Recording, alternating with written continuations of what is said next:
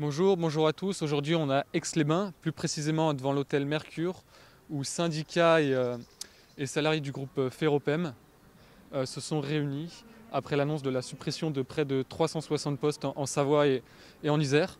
On va retrouver Mustapha Hadou, qui est secrétaire CS central, qui va nous parler un peu de la situation.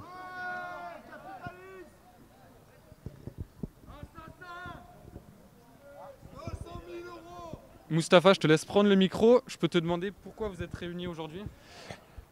Alors aujourd'hui, les salariés et les élus sont réunis pour l'ouverture d'informations-consultations sur le plan de sauvegarde de l'emploi décidé par l'entreprise Ferroglobe, qui mènera à la suppression des 357 postes sur la société. Qu'est-ce qui va se passer là ? Quel est l'objet de la réunion ?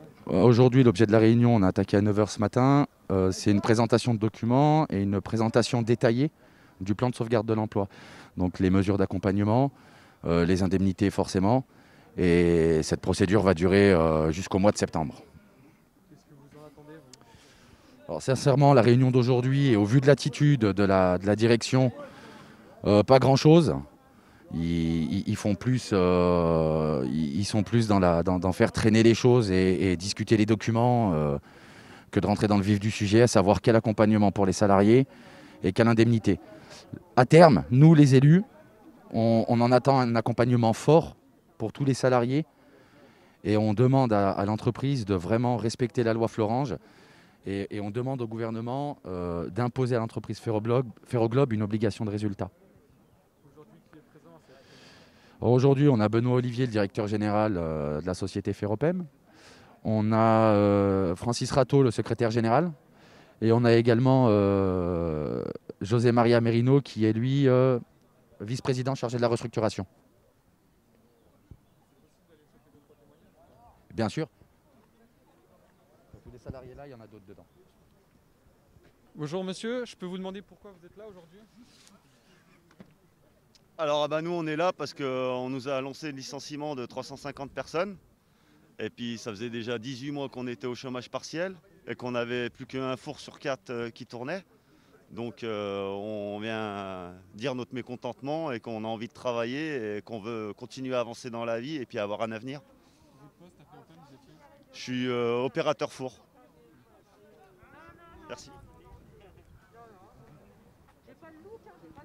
Bonjour, je peux déjà vous demander de vous présenter s'il vous plaît ? Oui, bon, donc, je suis à Ferropem depuis quelques années et le fait qu'on nous mette un peu dans les plans sociaux qu'on nous annonce et avec des revendications qu'on avait faites depuis quelques années et qu'on n'a plus maintenant sur l'avenir de notre usine, c'est malheureux, mais bon, il y a une vallée dans laquelle on a créé beaucoup d'emplois. À cause de notre fermeture, elle va nous lâcher et puis elle va être en péril beaucoup de familles qui espèrent sur cette industrie qui malheureusement va nous mettre beaucoup de familles et beaucoup de personnes alentour dans le désarroi. Voilà. Qu'est-ce que vous attendez de cette réunion d'aujourd'hui ? On attend à ce que ce soit positif au niveau reprise de l'entreprise et puis que les personnes, les familles continuent à avoir leur travail et puis que tous les licenciés, s'il y en aura, puis il y en aura sûrement, puissent rebondir suite à cette réunion dans des emplois aussi bien qu'on a eu jusqu'à aujourd'hui, quoi. Voilà. Donc là, vous allez rester mobilisé coûte que coûte. La mobilisation, on laisse se faire jusqu'à ce qu'on obtient quelque chose de positif et que tout le monde trouve son compte pour l'avenir de l'usine, quoi. Voilà. Merci pour votre témoignage.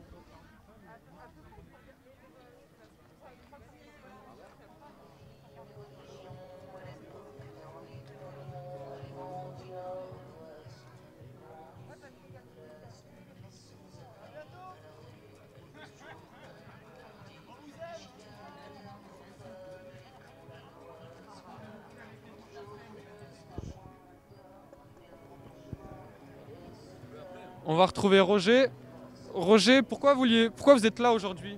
Bah, déjà pour soutenir tous les camarades des sites, que ce soit des Claveaux et de Château-Feuillet auxquels j'appartiens. En même temps parce que j'ai une colère vis-à-vis de cette direction dont le seul but c'est de se faire du pognon. Et où nous, les salariés, on n'est jamais que des pions. Parce qu'il faut savoir, moi je ne vais pas rentrer dans tous les détails techniques. En fait, ce qui se passe là, c'est tout simplement qu'ils vont mettre 2 usines en sommeil, hein, le Château-Feuillet et les Claveaux en Isère. Et que ça, la seule chose, c'est financier. C'est que ça, c'est une question de pognon. Mais ce que nous, on a prouvé avec l'intersyndicale, c'est qu'on pouvait sauver l'emploi grâce au chômage de longue durée qui a été mis en place notamment avec le Covid. Mais la direction ne veut pas en entendre parler. Eux, ce qu'ils veulent, c'est dire voilà, on liquide 350 salariés, c'est autant de salaires qu'on ne payera pas, autant de millions qu'on va gagner, qui vont se remettre. On n'est plus, vous savez, ce que nous prouve la situation actuelle, c'est que maintenant, on n'est plus que. Avant, on avait un nom et un matricule. Après, il n'y a eu plus que le matricule. Et puis maintenant, on n'est même plus un matricule. On est des chiffres dans une colonne comptable. Voilà. Et ben, nous, les chiffres là, on dérange. Donc, il faut nous skyfer. Voilà. Il y a un savoir-faire, il y a une mémoire qui risque de disparaître dans les vallées, de Loisan, dans l'Isère, ou en Tarentaise, ici en Savoie. Et la fameuse indépendance française dont parlait Macron au niveau industriel, et ben là, le gouvernement, moi je suis désolé, il devrait déjà être venu vers nous et nous dire oui, on va prendre les choses en main. On se sent vraiment trahi par ce gouvernement, qui nous ont entendus, voilà, mais c'est tout. On prend acte, mais moi c'est pas de prendre acte que je veux, ce sont des actes, voilà. Et moi je suis venu dans un état un peu, parce que bon là ça fait 2 ans et demi que je suis en arrêt maladie professionnel à cause de ce boulot, tout simplement parce que moi je travaille comme chargeur dans une machine et que cette machine m'a bousillé le dos. J'ai eu 3 interventions au niveau du dos et maintenant je vais dire, moi voilà, je dois subir. Et non seulement en plus je suis blessé dans ma chair et je suis pas le seul. Eux, ils n'en ont rien à battre, ils s'en foutent. On est je vous dis que des chiffres dans une colonne comptable. Et ça passe plus. Et le boulot, l'outil, on peut le sauver, on peut sauver l'emploi. Mais ils veulent pas en entendre parler. C'est là tout le dégoût qu'on peut avoir. Parce que une fois que les usines seront fermées, c'est tout un savoir-faire, c'est toute une mémoire dans la vallée qui va s'éteindre.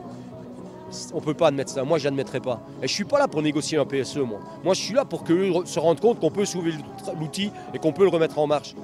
En partageant le travail, on sait, on a tout montré, on a tout démontré en réunion avec l'intersyndicale. Il n'y a plus qu'à faire, mais ils veulent pas. Eux, ce qu'ils veulent, c'est nous fermer, point barre. Moi, je suis vraiment dégoûté. J'attends rien de leur réunion là, j'attends rien. Moi, ce que j'aimerais, c'est voir un membre du gouvernement venir là et dire on prend les choses en main. Le problème, c'est que le gouvernement, il ne prend pas les choses en main. Il nous laisse tout simplement partir. Et moi, je vais aller plus loin. Je fais partie de l'union locale, des départementales de la commission exécutive, Force ouvrière, et il n'y a pas que chez nous qu'il y a des problèmes. Mais bon, ici, le plus grave, c'est nous, c'est Ferropem. Et c'est un gâchis, un gros gâchis, et une volonté certaine de la direction de ne pas nous sauver. Voilà, c'est tout ce que j'ai à dire, quoi. Moi, je suis marqué maintenant à vie. Quoi qu'il en vienne, quoi qu'il en soit, je ne pourrai jamais plus retravailler dans l'usine. Moi, de toute façon, je sais que c'est joué, mais je pense à tous mes camarades. Et tous les jeunes qu'on a rentrés il y a une dizaine d'années, on en a embauché une quarantaine. Tous ces jeunes maintenant ont eu des enfants, ont acheté une maison. On va les jeter dans une précarité. Voilà, c'est ce qui va se passer. Voilà, moi j'appelle le gouvernement, mais bougez-vous, venez nous voir, quoi. Et j'appelle même, je vais aller plus loin, j'appelle même les médias nationaux. Parce que quand moi j'ai appelé les médias nationaux, et que ce soit par mail ou au téléphone, quand on vous répond que c'est pas assez sanglant, mais c'est CNews, hein. Moi je m'en fous, je les balance, c'est eux, c'est CNews. Ils m'ont répondu que c'était pas assez sanglant. Qu'est-ce qu'ils veulent? Une immolation devant un de nos sites? C'est ça qu'il faut faire pour que. Je trouve ça dégueulasse. Voilà. Et heureusement qu'il y a des journaux, des médias locaux encore qui parlent de nous. Mais moi j'aimerais bien que ce soit au niveau national. J'ai écrit 577 mails que j'ai envoyés aux députés. J'ai eu quelques réponses, hein. Je peux le citer, hein, de Vincent Rolland, Émilie Bonivard, Madame Battistel. J'ai aussi au niveau des sénateurs, j'ai par exemple Martine Berthet. Ça, ces gens-là s'occupent. C'est vrai, on sait qu'ils connaissent et qu'ils sont attachés à nos vallées, mais le reste, ils s'en foutent. Voilà. On n'a aucun soutien ni des politiques, sauf de ceux que je viens de vous nommer, et du gouvernement. Alors là, on n'a rien du tout. Voilà, on est abandonné, et c'est dommage. Parce que c'est un savoir-faire. Et c'est en plus l'électrométallurgie. Si elle disparaît de France, on va dépendre de qui? De l'Asie.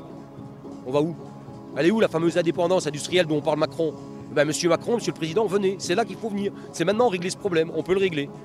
Il faut faire comprendre à cette direction qu'on a un outil qui est sauvable, qu'on peut le sauver, qu'on peut faire tourner. Mais voilà, il faut peut-être que... Parce qu'ils ont ce qui est le pire aussi, c'est qu'ils ont sucé en fait des millions de subventions. Et tout ça par jeu de finances, ils se les ont mis dans les poches. Et qui c'est qui a payé ces subventions? C'est que l'État a donné au groupe Ferropem. Mais c'est qui a payé tout ça? C'est les contribuables français. Voilà. Et c'est du vol en bande organisée, légalisée. Voilà comment je les appelle. Voilà. Et manque de bol, nous on n'est que des pions sur l'échiquier. Et là on est en train d'essayer de nous mettre mat. Mais on ne va pas se mettre mat comme ça, on va se battre pour sauver cet emploi. Voilà. Merci pour votre témoignage, Roger.